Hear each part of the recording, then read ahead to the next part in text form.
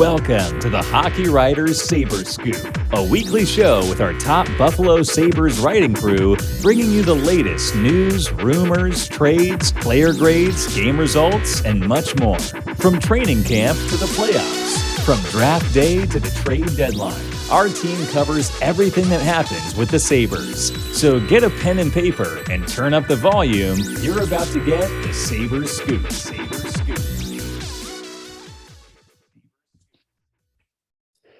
Welcome to Sabres Scoop, presented by the Hockey Writers, a once-a-week show covering all things Buffalo Sabres and NHL hockey. Our guest today is none other than Peter Baracchini at P. Baracchini on Twitter, head of draft and prospects and a Maple Leafs contributor right here at the Hockey Writer. How are we doing today, Peter? Doing great. Still reeling from the news of the cancellation of the World Juniors. I'm sure we all are, but you know what? Silver lining, it's a holiday season. I hope everyone's doing well, and I hope you guys are doing well as and hopefully everything's going smoothly for you both. So yeah, definitely. We are trying here. At least we have some Sabres games going on, unlike the World Juniors, unlike the Toronto Maple Leafs, who you also cover as well. There's no games at the moment for you to cover. So I'll start this. Let's hope that this week is the week, even though that there are going to be no fans possibly. So. Oh, we're going to get into that. Yep. But talking about right now, the Sabres lost 4-3 to the New Jersey Devils last night. And really, there were a lot to take away from that matchup, starting with Alex Tuch making his Buffalo Sabres debut last night. Obviously, a key piece in that Jack Eichel deal. He played on the first line next to Tage Thompson and JJ Peterka. So he got 27 minutes of ice time.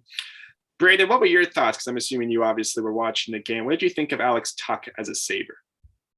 Well, I'll tell you what, I was really happy he got first line minutes. I mean, I knew he was going to be in the top six, but just coming straight back from an injury, I thought maybe he'd be second line. Really cool to put him with Tage Thompson, who's obviously the best performing player and center on the team right now. So that was awesome to watch. Perhaps more intriguing was JJ Peterka being on the top line, but I mean, that's a whole other story in and of itself. Alex Tuch himself, he looked really good. I mean, he notched his first point as a Sabre. That's always exciting in his first game. It was just a really exciting debut, along with all the other Sabres who made their debuts because of the crazy week and a half that it's been this past week and a half. So I thought he looked really good. I'm intrigued to know what you think as well. That was a strong start for Tuch, honestly. Like, one of his big strengths to me is his transitional play. He's really able to create zone entries at a high level. I like his high level speed as well. He's kind of been like that since his junior days. And he's really one of the more top six two-way forwards in this entire league. He's really good at that. He was great with Vegas, and I hope he can kind of translate that and maybe even step it into another level with the Buffalo Sabres. The next guy I want to get Peter's opinion on, because I'm sure you know a decent amount about him, is JJ Peterka. Obviously played with Germany with Tim Stützle at the World Juniors last year, and has looked very good with the Rochester Americans so far. What do you think of him, Peter, just from the little bits you know of him, and then we'll kind of get into how he played in his NHL debut?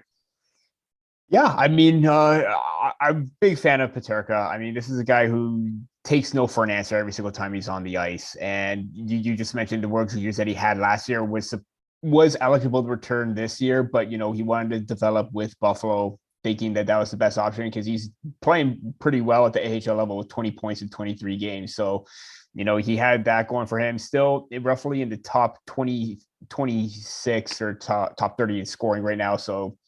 Love his playmaking, love his intensity, love his ability to get on the forecheck and set everything up. Probably would have been nice to see him on Germany, but they looked pretty good without him, and even without Lucas Reichel early on in the tournaments. I expect big things from him. Obviously, the production may not be there, but if he continues to have the consistency in his play, things are going to go well for the Buffalo Sabres because they got a really deep, talented prospect pool. Adding Peyton Krebs into that mix. We saw him and Jack Quinn develop instant chemistry with the Rochester Americans. Hopefully that translates to the NHL, and hopefully, they maybe all three develop a solid line and solid chemistry together. Yeah, I know. Peterka was among the players called up. We also got to see Peyton Krebs make his Sabres debut last night as well. A key play and notice from Peterka, though, in his NHL debut. I mean, everybody was talking about that Rasmus Dahlin breakout pass to Tage Thompson on that breakaway goal. It was Peterka on the back check that actually made that play happen. So doing that against first-line competition is no easy task. I'm just curious, Brandon, what did you think of Peterka in his NHL debut? Yeah, it's interesting you note that because it's things like that he might not have gotten on the score sheet, but it's everything else he does away from the puck. I mean, back checking is so important, especially for a guy who was playing on the first line with a very offensive minded player like Thompson to balance out that line. It's just really good chemistry.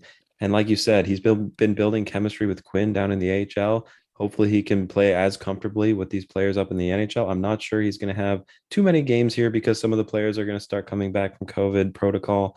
But as soon as Quinn comes back from, his own injury, well, not injury, but medical protocol, he had mono. When he comes back, hopefully him and Peterka can get back right at it. And I think Peterka is one of the prospects who can be in the NHL as soon as next season full time. Really excited to see that. Yeah, I have to agree with you there, Brandon. And before we kind of get into some World Juniors talk surrounding a Sabres prospect, we also got to note Ethan Pro, who made his NHL debut last night at the age of 29, scored a goal in his first ever game. So that was pretty fun to watch. He also played tonight as well against the New York Islanders. Looked pretty good. I mean, he's very good at finding those shooting lanes from the blue line, I've noticed. So I liked how it was a nice moment for the journeyman. Mm-hmm. Talking about a much younger player here, but yet another prospect, top Sabres prospect, Owen Power. I'm sure we've all seen the headlines involving this guy recently. World Junior performance. He made World Juniors history this week by becoming the first ever defenseman to score a hat trick for Team Canada in the tournament's history. Couple of things. First of all, that was just when I read that, I was like, really? There has never been another D-man to do this? And I was like, wow, what an accomplishment. So here's a question. I'm sure the answer is going to be a resounding yes. We'll start with you, Peter. Did Power meet the expectations set for him coming into this tournament with just this one performance, although it was cut short? A big emphatic yes. I mean, there's no other way to describe that. I mean, he was coming in to be one of the top defenders in this tournament. I think he already solidified that, possibly dethroning Maple Leafs prospect Topi Niemela for that award. I mean, 5 points in 2 games, the hat trick against the Czechia, and mounting that comeback with the second goal to make it 3-2 when Cole Perfetti gets pushed in and he just gets it by short side. That mounted that comeback, and scoring 2 goals on the power play really solidified that victory for Canada. And just looking at his composure and the way that he handles the puck and the way that he's handling situations that he's in, it's already at a pro level. And the thing that he wanted to go back to, obviously he wanted to play in the World Juniors, but going back to Michigan to work on his craft, work on his two-way game, it's showing. It showed at this tournament. It showed even at the World Hockey Championships how much he was heavily relied on in a senior tournament.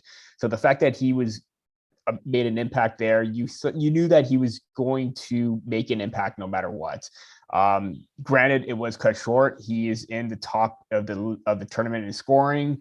Obviously leading all defensemen in points at this point, but hopefully if everything gets back to normal and everything resumes, obviously we're going to see Power back on Team Canada, and we're going to see him dominate the tournament and get back to where he left off. Yeah, same question for you, Jordan. Did Power meet your expectations? And especially, just a further Sabres related question, what did he show Sabres fan in his short stint there? I mean, how excited should we be? Oh, I think Power showed Sabres fans that he is a dynamic hockey player. I mean, you could even see the chemistry with Kent Johnson, who's his teammate at Michigan, in this tournament as well, because those guys clearly were feeding the puck to each other. I've seen a lot of plays with them in Michigan as well. Power always knows how to find those passing lanes over to Kent Johnson. But just talking about a single play by himself, I mean, the score a hat trick is pretty good. I know it was against Team Austria, so people might hold that against him, but I mean, he was in the right spot at the right time, all of those plays, and he was clearly showed that he's a lethal option to quarterback a power play. So that should make Sabres fans happy. And the thought of the deep pairings now, like having maybe Rasmus Dahlin on one pair, Owen Power on the other, that's a scary thought for the future, especially since Rasmus Dahlin has picked up his play a little bit in the past few weeks here. It's going to be cool watching Owen Power eventually become a Sabre. And I think it's pretty obvious too that it was the right choice for his development. Most scouts that I trust in the community were saying that he should go back. But Kevin Adams made the right call there, in my opinion. Mm-hmm. For sure. I mean, we're going to just quickly talk about the game that happened tonight. The Sabres playing the New York Islanders, currently down 3-1 as the game is in the third period at the time we're recording this. A team that's fallen short this season, made it to the Eastern Conference Final the past 2 years. It's been a weird year for the New York Islanders, who are actually below the Buffalo Sabres in the standings at this moment. What do we think so far, Brandon? I'm just curious from you watching this game. Yeah, I was gonna say it's been relatively slow. I haven't loved the way the Sabres have played. Obviously, they're down by a couple of goals, but I mean, just think from a New York Islanders fan perspective. I mean, you just said it. They've made the conference final in the East back-to-back years, and then they have this kind of season, and it looks like they're gonna finish close to the bottom of the standings if they continue to play this way.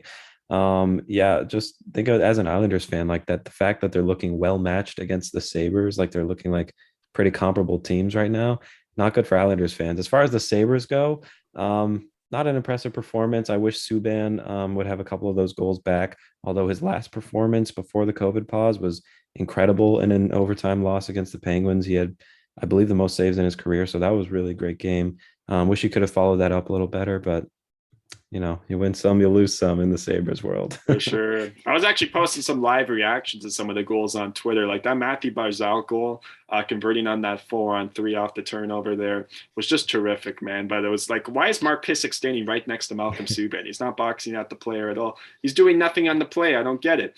Kyle Okposo, at least on the power play. The power play looked good considering all the players that are in COVID protocol for the Sabres. Seeing guys like Brett Murray playing next to Victor Olofsson, he provided a great screen there. And ultimately, Okposo was able to get that rebound.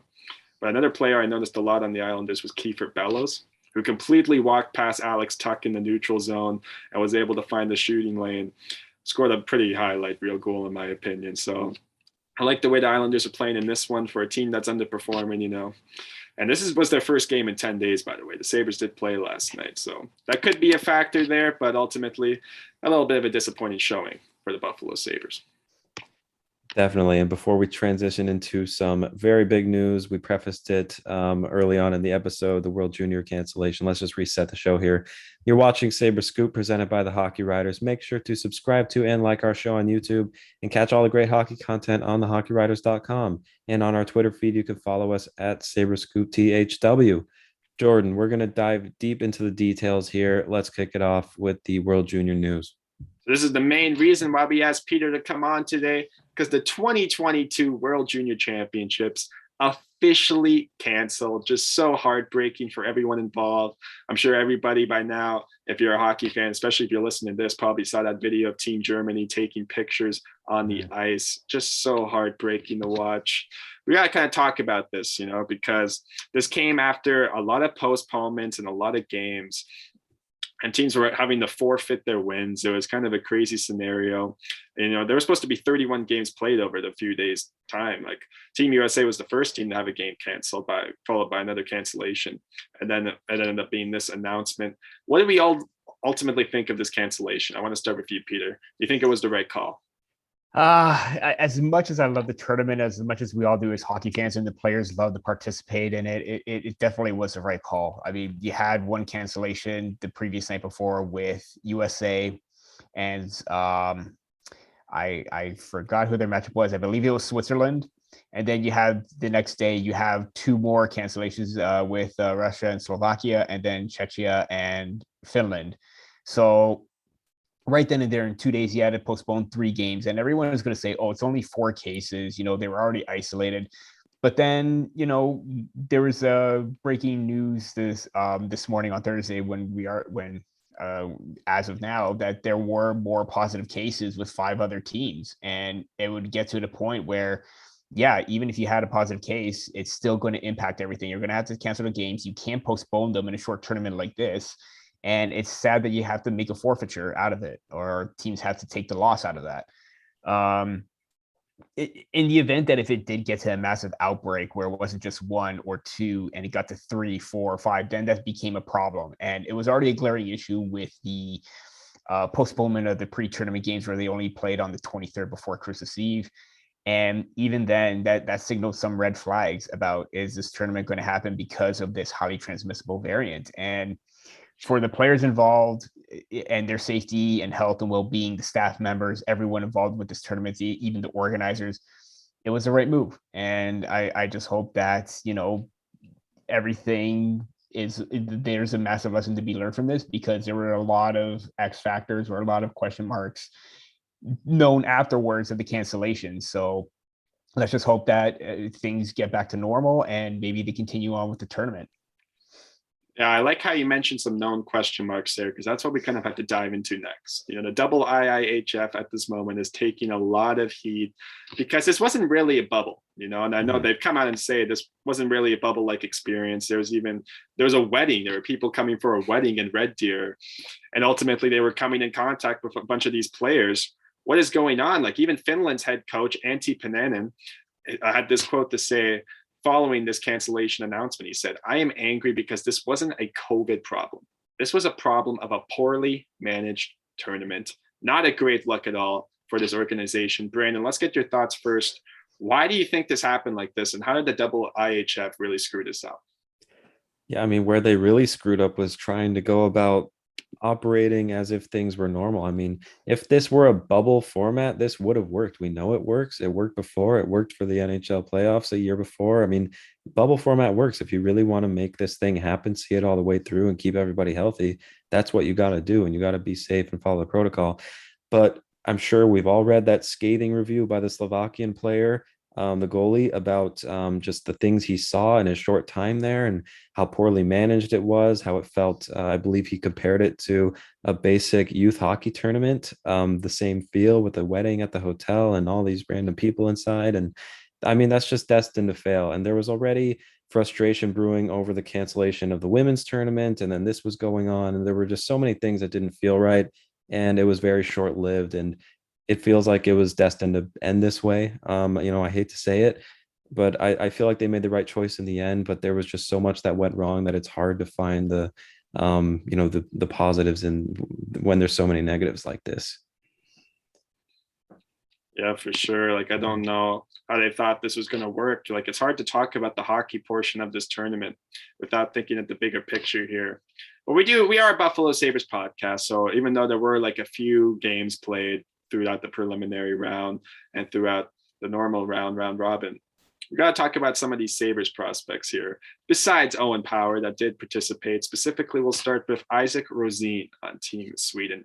I'm just curious to get your thoughts here, Peter, because since he was drafted 14th overall, he's kind of had an up and down season, playing in the Super Elite League for some of it, playing in the SHL. What did you think about him in his short stint here at the World Juniors? I mean, given how he's transitioned to the pro level, I think he was, in the SHL, I think he's done really well, but it was hard to get a gauge on him in this tournament because it did because of the depth that they had, because of William Eklund coming back and Alexander Holtz and the depth that they had in their top six. It was hard to get a read on him, but you saw some positives with his speed and his awareness and his ability to get in on the offense. Obviously, because he was in sort of that depth role, we would have liked to have seen him in that top six, kind of like the way that he and Fabian Lozelle had that chemistry at the U18 tournaments where Rosen would just tee up shots on the right side and it would go in the nets. Yeah, so his shot is his biggest asset. Obviously, not saying that this tournament is going to deter him from or his development, because they all have to play a role, even if they are a star or a highly offensive player on their team. I think it was just that he needed to be in that role. And I thought he did a really good job playing in that bottom six, energy, being tenacious, because he does have that factor in him. I thought I wanted to see more. Obviously, we can't, but at the same time, if we as the tournament went on, he probably would have been a significant impact or underrated X factor for Team Sweden. Yeah, for sure. And that's kind of going to be the case for a lot of these players. Like, it's a tournament that you can't really base, like, people try to base so much off the World Juniors, but it's a 2-week tournament, and you can never really get that much of a large sample size. And considering we don't have much to go off already, it's hard to really get a full picture. But leading into our last question here, Peter, which players overall stood out to you throughout the preliminary round and the opening games of the tournament throughout every team? For Sabre-wise or just overall? Overall. Overall, okay. The easy option would be Owen Power or Connor Bedard on Team Canada, but I am going to say Brad Lambert on Team Finland, mainly because of the fact that coming in, he was regarded as a top 2 or 3 pick, possibly the only player to try and dethrone Shane Wright as the top pick in 2022. we saw glimpses of him in the past and how his transition to the senior level didn't quite go as well. Slow start this year. He really needed to have a big tournament because some scouts or even some rankings had him outside the top 5, just clinging on to the top 10. He even dropped a little bit for me as well, as he's 9th overall on my latest rankings, I believe. So the fact that he had a strong tournament and he was on the third line, and him, Ville Koivunen, and Samuel Helenius were absolutely dominant for Finland. Oh, yeah. And he was leading the charge, and he looked like a monster in Leafs to try and prove everybody that, hey, you know what? You questioned me at the U18s or at every level. I'm going to dominate this tournament. And it looked like he was. He was the leading scorer at one point before, Team Canada played and then the cancellation happened, but he's still in the top 5 in tournament scoring. So the fact that he has displayed his hands, his creativity, his smarts, his edge work, and his speed, those are what make Brad Lambert a truly strong prospect and strong player. And I have no doubt that he just upped his draft stock, or would have upped his draft stock even more with this tournament. For sure, Peter. I agree with you there. It's kind of weird. I've learned that there are a lot of Brad Lambert haters out there in the world. Like even that first goal he scored against Germany, people were complaining about the nature of the goal because they're like, oh, of course Lambert did that. He fired a low percentage shot. It was lucky to go in, and they were complaining that he does that a lot in his respective league in Finland. So it was kind of funny, but obviously, I mean, the ensuing pass after in that same game, I believe it was to Helenius. Helenius, yeah. Yeah, Helenius. I like Brad Lambert a lot. And obviously, the other guy you mentioned before, Connor Bedard, scoring 4 goals in a single game. The only other player to do that, Wayne Gretzky at the age of 16. So pretty good company to be in for sure. So, Brandon, who would you have as a standout player? It could be from any team overall from the games you watched. Yeah, well, I don't want to take an easy cop out here, but I'm going to say Owen Power. I mean, just because coming from a Sabres perspective, I do want to give our fans something to be excited about. It was just an incredible performance. I mean, Peter mentioned the World Championship where he played in, and I remember when I was writing about him ahead of the NHL draft before he even became a Sabre, how he went from just under 5 minutes of ice time in the first game to over 20 minutes, almost approaching 25 minutes in the final game. Just show how much he's grown in a year, and to see him dominate at this tournament, which is exactly what he needed to do. That's just why he's my standout. And obviously, I work a 9-to-5 job, so I didn't get to watch all of the games, but I did watch the highlights and some clips and all that good stuff. So I was excited to see that. Otherwise, I think you guys hit the nail on the head. For sure. And before we move off the World Juniors talk, you also covered the Toronto Maple Leafs.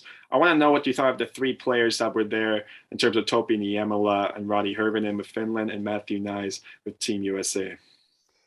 Yeah, I'm going to start with both the Finns and Hirvonen and Niemela. Obviously, Hirvonen was going to be leading the offense, being named captain and trying to carry the offensive load, even with Aatu Räty not going to the tournament because of a positive COVID test. But him and Simon Taival had really great chemistry, the LA Kings prospect. I thought they really fed off each other. I would have liked to see him shoot the puck a little bit more. I think that's something that everyone wants to see him, especially in the Leafs organization, to see him shoot the puck more. I mean, we saw him score that game when he go against Team USA, so he does have that shot. It's just getting into the right areas. I thought he was trying to do a bit too much at certain points, but at the same time, he was really effective no matter where he was on the ice. Topi Niemela, can't say anything bad about his defensive game. Just really strong two-way, loves to open up the ice, loves to stretch the play. He's got great passing awareness, and obviously coming in as a reigning top defenseman, he was looking like that as well. And Matthew Nyes, just an absolute powerhouse forward.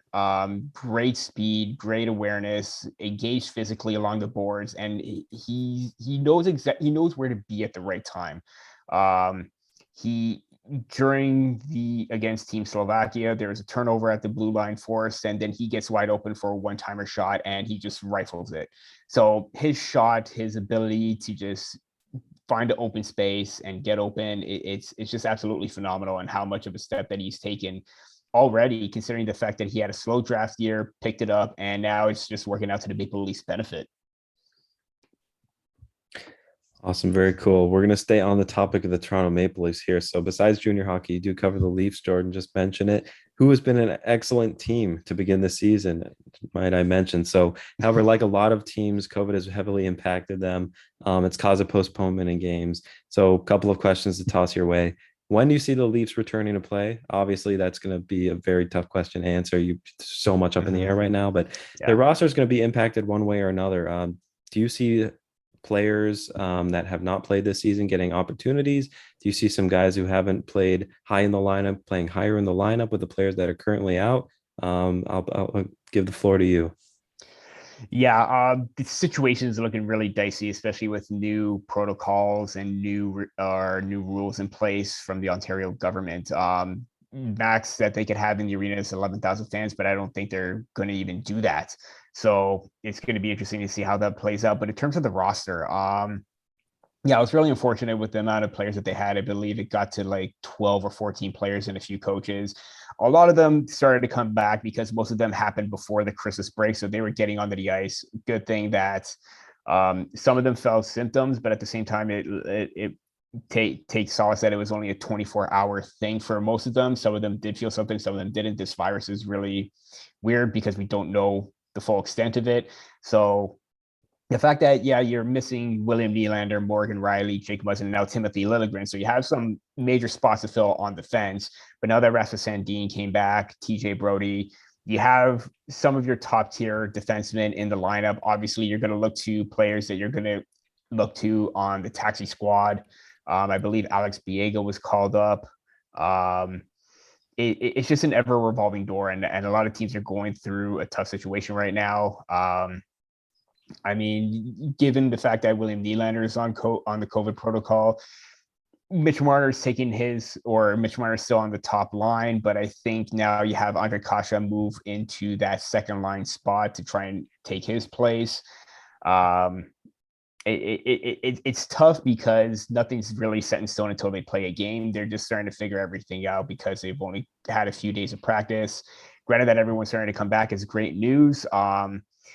As for games, I just hope that they do play, even if there are no fans. I just want to see some NHL hockey at this point. I mean, we saw some of it recently, but you know what? The fact that we haven't seen Maple Leaf hockey from my perspective, I just want to see it at this point. So that's where I'm at. Good news is the fact that mostly everybody is healthy and everyone's doing well. That's just the main important thing out of all this. We could talk of roster spots or movement. I'm just grateful that everyone is okay at this point. Yeah, for sure. I mean, even Ryerson Rams defenseman Gregory D. Tommaso was practicing with the team today. For any American listeners, that's a university in Toronto. So Toronto loves to have those university players practice with them. Alex Bishop was even an emergency backup earlier this season. He plays for the University of Toronto. So it's nice to see the Ryerson and University of Toronto connection there with the Toronto Maple Leafs. Absolutely. Yeah, and I mean, like you said, the important thing is that everybody comes back healthy and then they get back on the ice and we just see some good NHL hockey. So this might be jumping the gun a little bit, but it is something we're going to have to start to think about. We were talking about how crazy it's going to be pre-show. How do you think the Leafs can add to their team in the months heading up to the trade deadline? Do they need to acquire any pieces, and what are they? I said that, some extra top six help won't hurt, but given the way that the top six has played before the COVID pause, they looked really great. Everyone's stepping up. Michael Bunting is, top 4 or 5 in rookie scoring. Andre Kasha filled in nicely when Mitch Marner was out. I guess like if the opportunity for the top six comes along, great. But I think filling out the second pair and trying to improve on Jake Muzzin and Justin Hall, or just try to improve on Justin Hall on the right side and give Jake Muzzin a steady everyday two-way defenseman that he could rely on. We saw the difference between him and Liljegren play, and it's light years better. So if they're able to bring in a right-hand shot defenseman, or I don't know, there were rumblings about, the Maple Leafs inquiring about Jacob Chikrin. If both left-hand shot defensemen can play the right side, or one of them, I don't know if that's going to be a possibility. But if they were talking about him, do you move Jake Muzzin? But he is an essential part of this team. So a lot of questions. To me, obviously, a right-hand shot defenseman would help to try and bolster that top 4, make it even better. And if we end up moving Justin Hall or demoting him, making him the 7th defenseman, great. But that $2 million is just not going to sit well as a third pairing or even a seventh defenseman. So any right-hand shot defenseman that they could try and get their hands on, even if it means moving a top prospect at this point. Dubas said last year that he was willing to move him if the right deal came along. If it's a first round pick, so be it. They're in a win now mode, and you got to make an improvement because that second pairing, it's question mark some games, question mark not, but most of the time it's been a question mark throughout the whole entire season. Sure, it's going to be very interesting to see, especially the contrast between our two teams, because obviously your team, the Leafs, are going to be looking to add. Our team will be looking to fire sale as they obviously look to get that first overall pick and tank for Shane Wright. So I was looking at Colin Miller from the Buffalo Sabres as maybe a possible option if they are willing to sell him. So and they wanted him a few years ago. At least fans wanted him a few years ago. Yeah, he has had a bit of a better season this year. Big analytics guy, so they got that going for him. And guys, before we end off the show, we are introducing a brand new segment here called Scoops of the Week. We cover the teams, respective teams in the Leafs and Buffalo Sabres on a day-to-day basis, but here we have an opportunity to just kind of spotlight something positive happening throughout the hockey world. So for me, I'll start us off. I'm spotlighting Brigette Lacquette, who was a Canadian Olympic women's hockey silver medalist, as she has been hired as a scout by the Chicago Blackhawks. By getting hired, she becomes the first Indigenous woman to scout for an NHL team. I think that's pretty cool, given all the stuff going on in the world right now. Even in hockey, there's been a lot of negative news. This was at least something positive going on. So congrats to Brigette for securing that position. That was a good one, Jordan. I'll try to follow that up. Mine is coming from the youth hockey world. So stepping away from the NHL and professional hockey, here's a story. A New York City-based group called Ice Hockey in Harlem is unable to play at their usual rink called Lasker Rink in the north of Central Park in New York, an outdoor facility in Central Park that's undergoing major renovations. But another outdoor rink in the same park, Woolman Rink NYC, is operated by a group including the New Jersey Devils ownership, HBSE. They're coming in to help them by providing free ice time twice a week to help them conveniently play hockey. And their goal is to make Woolman a more welcoming destination where diversity and inclusion are more than just buzzwords. So that's mine for the week. The last up, I know Peter has a World Juniors one he wants to get off his chest. Yeah, you're both of yours sounds really positive, and I'm kind of going the opposite direction. But I'm sorry to do this and be a little bit of a downer right now, but the comments from Simon Lacosi just really shed light on the impact of the World Juniors. I mean, I know we talked about it off the top of the show because it is really important, but seeing that from a player's perspective or hearing what's going on behind the scenes from his point of view, because we just basically see what's going on in front of the camera. We're not in the hotels. We don't see anything what's going on, but to see his comments and really not hold anything back and calling out the double IHF really says a lot about the tournament and the direction that it was going. So I wish I could have found something positive. Hopefully next time I will do my homework to try and find something a little bit more upbeat than that. But yeah, that was just something important for me because it was really, really telling about how the state of the tournament. That's okay. Like that's an important topic to shed a light on because the double IHF is obviously under fire for many reasons. Mm-hmm. So it's good to see the players really in this age, the social media era, are really taking a stance now. Like we even saw with Brad Marchand at the NHL level going after the double IHF and the NHL and then not going to the Olympics. It's kind of refreshing to see, honestly, some pushback from the players. Absolutely. Yeah. Definitely is. I'm sure we'll see more of it in the near future. Lots going on. But right now, we're going to wrap down this episode. It's been a great one. We thank you for joining us, fans. This has been Sabres Scoop, presented by the Hockey Writers. Make sure to subscribe to our show on YouTube and follow us on Twitter at Sabres Scoop THW. And once again, make sure you head over to morningskate.io to sign up for our daily Morning Skate newsletter so you don't miss all the latest and weirdest hockey news every day. Thanks again to Peter for joining us for today's show. For anything NHL draft, prospects, or Leafs, and especially all this crazy World Junior stuff, make sure to follow him on Twitter at P. Baracchini. Don't miss out on all the great hockey content on thehockeywriters.com. For Jordan and Peter, this is Brandon, and this has been Sabres Scoop. Until next time.